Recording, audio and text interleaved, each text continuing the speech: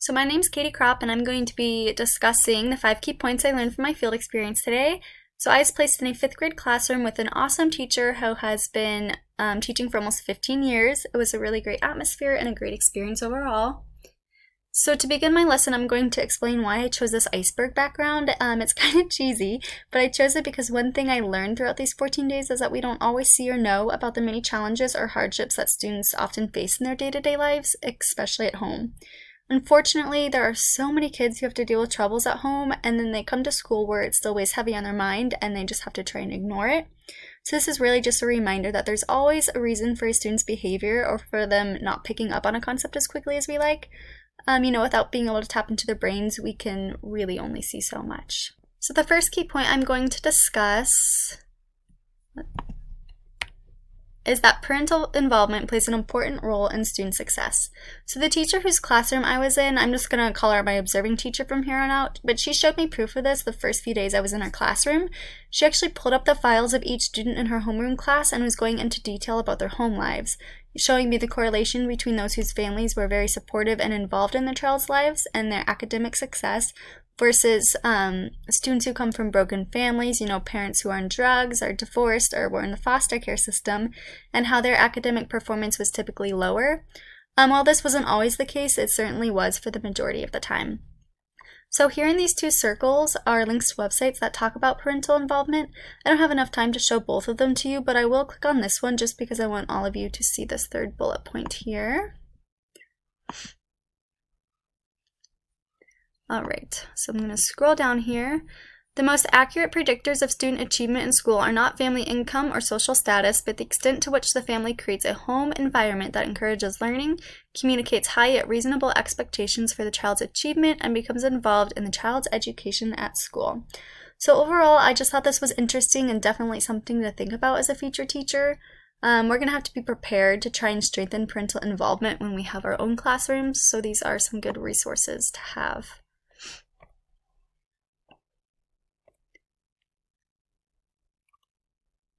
Oh dear. Okay. So the next key point I'm going to cover is that standardized tests are a huge deal in the world of education. So teachers feel a lot of pressure to teach to the test. My observing teacher actually brought this up multiple times, and while I've always heard that it stresses teachers out, I now have a better idea of why. So once again, I'm not going to show you guys both of these websites that are in these bubbles, but I do want to point out some of the pros and cons of standardized testing. So I'm going to show you guys con 5 here. There's about 22 pros and cons on here, but con 5, teaching to the test is replacing good teaching practices with drill and kill rote learning. So I've heard of very similar things like this before, and when teaching to the test, we are just teaching students to memorize rather than to think critically, which in my opinion is not the best thing to be doing. And then I know you guys are probably interested in Pro 5 over here, but it's just kind of interesting. It says China has a long tradition of standardized testing and leads the world in educational achievement. This one honestly kind of makes me laugh, but it is a valid point. I'm sure there are a wide variety of other reasons that China leads the world in educational achievement rather than just standardized testing. Alright, so the 3rd key point I'm going to talk about is technology in the classroom. So in the particular classroom I was in, students use Chromebooks every single day and in nearly every subject matter. Prior to my 14-day field experience, I never realized how often students use technology and how much it replaces the teacher, so to say. So for example, students didn't learn any spelling words from the teacher. Instead, they used a program called Spelling City.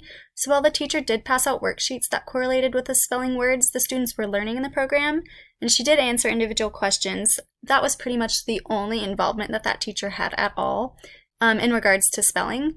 So I don't necessarily think this is a bad thing because it allows students to learn at their own pace and in an engaging way. However, it was kind of a bit of a shock. So here's another pros and cons list about technology in the classroom. This particular website lists 6 pros and cons, and my favorite pro here is number 6. I'll read it to you guys. So we live in a digital world and technology is a life skill. So this is fairly obvious. Students are going to be using technology for the remainder of their lives, so it is crucial that they develop these technology skills now. And especially they're also working on their typing, which is great as well. And then my favorite con I'll show you guys. Here is number 1, technology in the classroom can be a distraction. And I also like number 2 down here. Technology can disconnect students from social interactions. So I saw this a little bit in the classroom I was in. However, I feel like you just really have to know how to use technology wisely and for the greater good. Otherwise, I fully believe that it can be a wonderful tool in helping students achieve success. So for my 4th point, I picked Maslow's hierarchy of needs. It is a struggle to say that word. Okay. So this isn't something I've really given much thought about since taking EDU352. I think that was psychology and child development. But in the classroom I was in, we received a new student probably on my 6th or 7th day who was placed in foster care for a few days prior. This particular student's story was so heartbreaking, and after we did some testing, we discovered that although this child was in the 5th grade, they weren't even reading at the 1st grade level, they were still reading at the kindergarten level, and they didn't know how to solve simple addition problems in math. To make the story even sadder, this child wore the same pair of pants and shirt to school every single day for 5 days. And they also didn't have a warm winter coat, so my observing teacher supplied that child with one.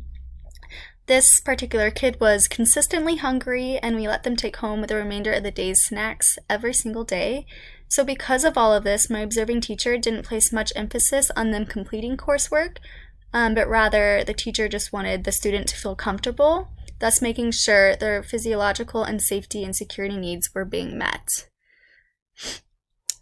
Because if these needs right here weren't being met, there was no way that that student could have been possibly expected to properly learn. So I found this pretty awesome website right here, and I'm just going to read these first few sentences, but this is also a really great resource for when we're all teachers.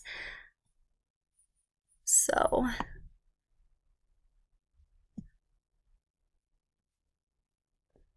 Maslow's physiological needs come first. Unless we are fed, have enough sleep, and eat well, our capacity to learn will be impaired. This means that what does and doesn't happen outside the school comes into our classrooms whether or not we like it.